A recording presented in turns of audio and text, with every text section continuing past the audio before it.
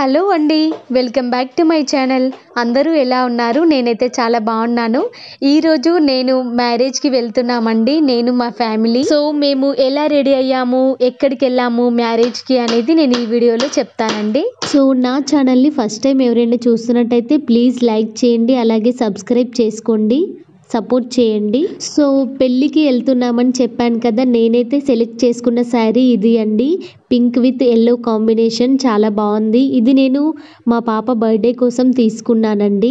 బర్త్డేకి తీసుకున్నానంటే అంటే పాప బర్త్డే రోజు కట్టుకున్నానంటే మళ్ళీ ఎప్పుడు కట్టుకోలేదు.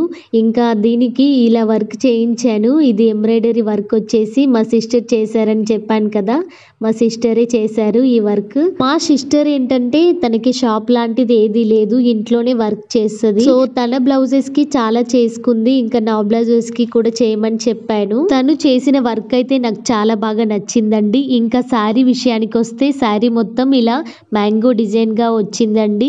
ఈ శారీ యాక్చువల్ గా లంగా ఓని కుట్టించుకుందాం అనుకున్నాను, కానీ కుదరలేదు. ఇంకా శారీగానే మళ్ళీ కట్టుకోవాల్సి వచ్చింది. అంటే ఒకేసారి కట్టుకున్నాను.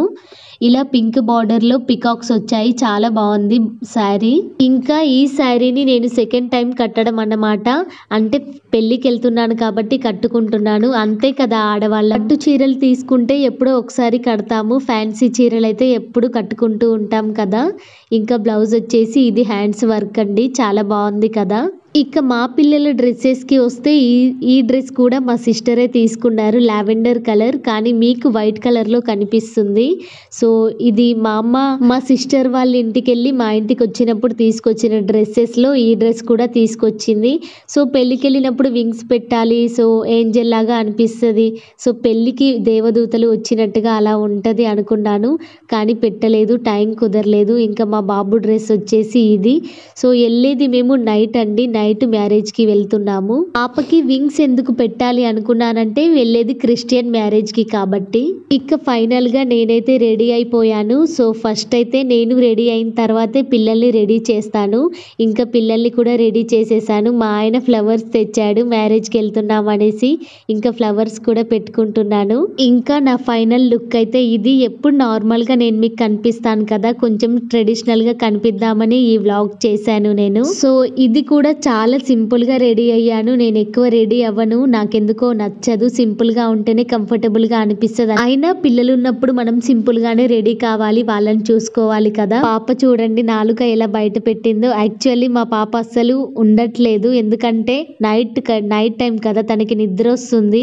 బ్యాంగిల్స్ వేసుకుంటే వేసుకోవట్లేదు. ఇంకా నేను రెడీ చేస్తే అస్సలు రెడీ అవ్వట్లేదు. ఇంకా మా ఆయన రెడీ చేస్తున్నారు. ఎప్పుడైనా మా ఆయనే రెడీ చేస్తారు, మీకు ఆ విషయం తెలుసు. ఇంకా మా ఆయన పిల్లల్ని రెడీ చేస్తుంటే ఏం చక్క నేను నాకు నచ్చినట్టుగా రెడీ అవుతాను కంఫర్టబుల్గా. ఇంకా మా ఫైనల్ లుక్ అయితే ఇది అండి. మా బాబు అయితే చాలా ఏడుస్తున్నాడు. బయటికి వెళ్ళేటప్పుడు ఏంటో పిల్లలు ఇలానే చేస్తారు, మెయిన్గా నైట్ వెళ్తున్నప్పుడు ఇలానే చేస్తారు. సో ఇల్లంతా అల్లరి అల్లరి అయిపోయింది వాడు ఏడవడం వల్ల.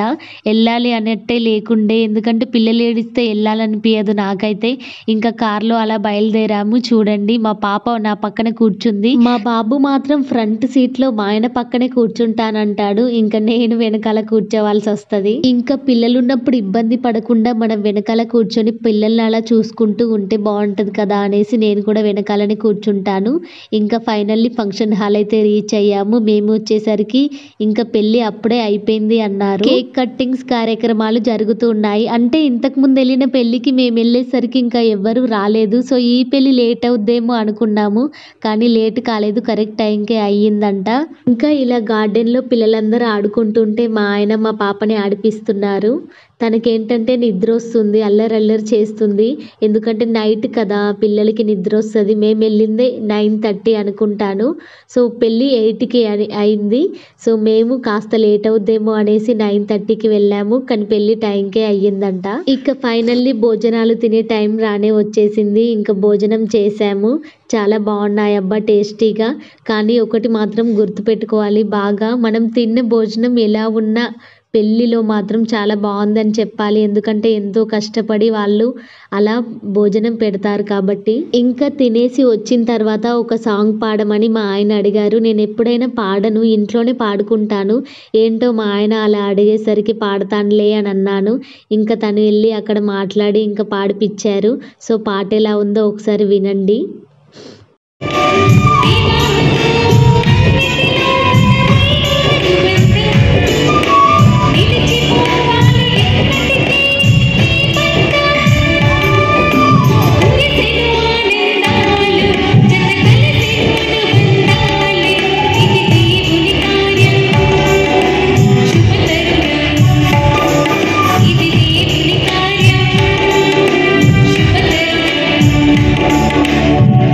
నేను పాడిన పాట మీకు సరిగా అర్థం కాకపోవచ్చు. అది క్రిస్టియన్ సాంగ్ అన్నమాట, అంటే పెళ్లి పాట. సో ఇంకా పెళ్లిలో పెళ్లి పాట పాడితేనే బాగుంటుంది అనేసి నేను పెళ్లి పాటే పాడాను. అది మా ఆయన రిక్వెస్ట్ చేశారు కాబట్టి పాడాను. సో పాట ఎలా ఉందో కామెంట్ చేయండి మీరు. ఈ పెళ్లి ఎప్పుడు జరిగిందంటే న్యూ ఇయర్ నెక్స్ట్ డే, అంటే సెకండ్ డేట్ అన్నమాట. సో ఇంకా నేను అప్పుడప్పుడు ఈ బ్లాగ్లో న్యూ ఇయర్ పిక్స్ కూడా యాడ్ చేశాను. ఇంకా అలా అది ఈ ఇయర్లో మాకు ఫస్ట్ పెళ్ళి అన్నమాట. అంటే ఈ ఇయర్ స్టార్టింగ్ అయిన తర్వాత మేము వెళ్ళిన ఫస్ట్ మ్యారేజ్ అదే అన్నమాట. సో భోజనాలు మాత్రం చాలా బాగా పెట్టారండి, నాకు చాలా బాగా నచ్చాయి. ఫైనల్లీ రిటర్న్ అయిపోయాము. నేను పాడిన పాట ఎలా ఉంది, అసలు ఈ వ్లాగ్ ఎలా ఉందో మీరు కామెంట్ చేయండి. నా ఛానల్ని ఫస్ట్ టైం ఎవరైనా చూస్తున్నట్టయితే లైక్ చేయండి, సబ్స్క్రైబ్ చేయండి. Thank you.